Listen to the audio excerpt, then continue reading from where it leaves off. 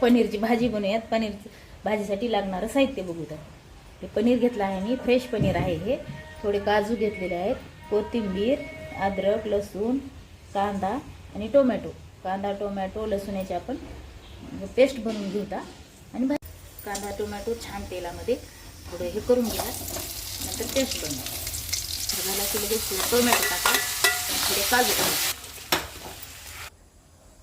वाटलेलं वाटण हे पण मित्रांनो सांगते तुम्हाला. लाल तिखट, किचन किंग मसाला, हे कांदा लसूण मसाला, हे धना पावडर आणि पनीरचा मसाला असला तर पनीरचा मसाला घ्या.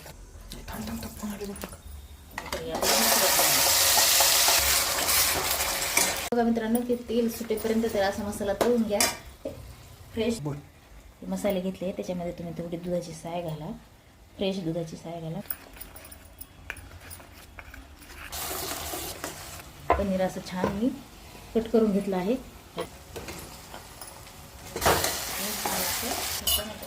थोडी कोथिंबीर घाला. एक बार तुम्ही बनवून बघा, शेअर करा, सबस्क्राईब करा. धन्यवाद.